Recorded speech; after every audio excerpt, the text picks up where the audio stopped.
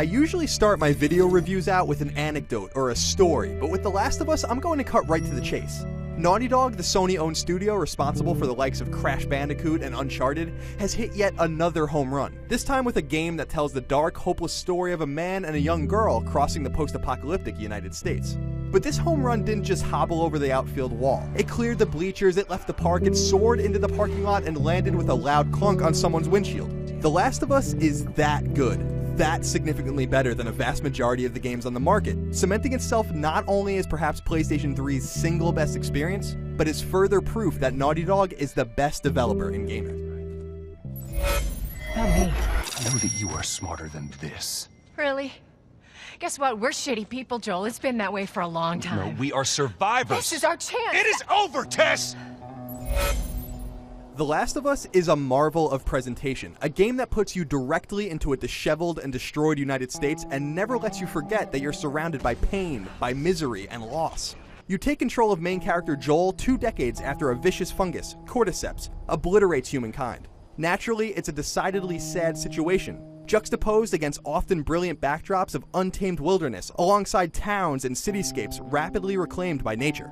Opposing factions, from the remnants of the government to lawless renegades, do their best to survive. But the truth is, in this world, there's very little worth living for. The Last of Us does a wonderful job of putting this hopelessness directly on your shoulders. The despair is tangible from start to finish. Everything littering the game's varied environments is there for a reason. Everything tells you a story from the subtle to the overt. The Last of Us does a brilliant job of setting the scene and making you feel like you're there. It's essentially video games' version of Cormac McCarthy's The Road.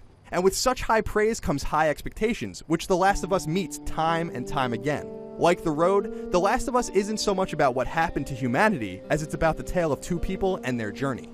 Joel's interactions with a girl, Ellie, drive the story forward, and Ellie quickly becomes the star. Their contextual conversations, which happen constantly, endear you to their evolving relationship. Man, this is kind of sad. What is?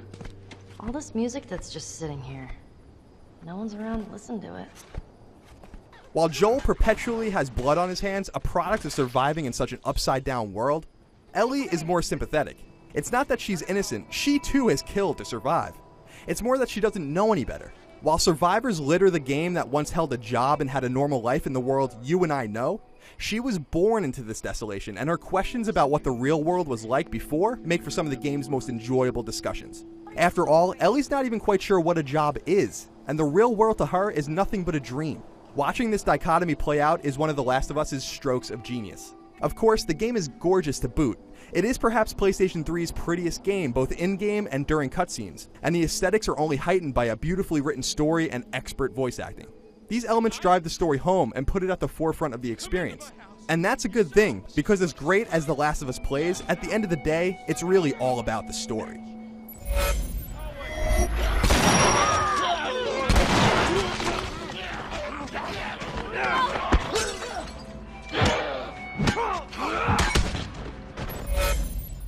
I may have so far given you the impression that other humans are the only danger in The Last of Us, but that's far from the truth.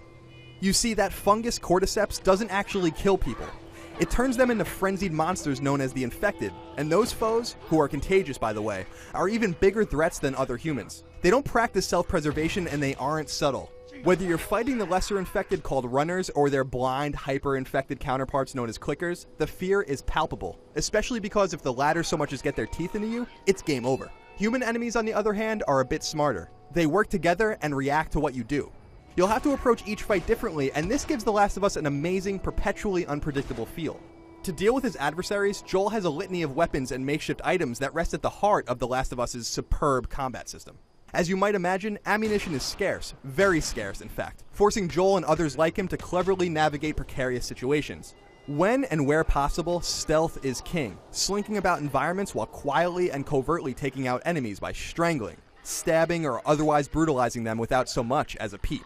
But when push comes to shove, hostilities are heightened, and it's not only your firearms that give you an edge. Indeed, by finding the right supplies in the environment ranging from scissors and tape to sugar and alcohol, Joel can concoct a slew of curative and offensive items. This ability gives Joel the feeling of a guerrilla fighter, someone using the environment and all it provides to its fullest advantage. It forces you to make choices, as items are created using ingredients needed to make other items. This makes the player feel both vulnerable and mighty at the same time, as Joel is always a mistake away from death, but a lucky break away from living to see another day.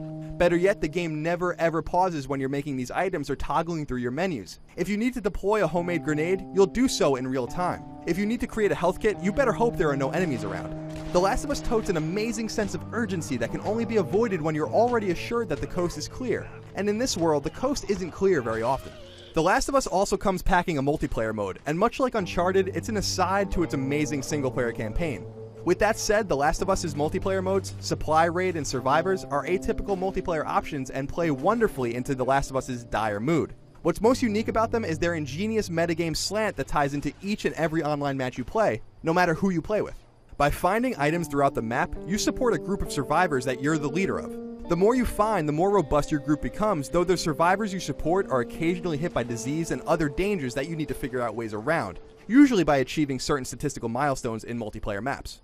While multiplayer is in no way the focus of The Last of Us, it's a nice supplement to the campaign, and it's surprisingly thoughtful and engaging to boot.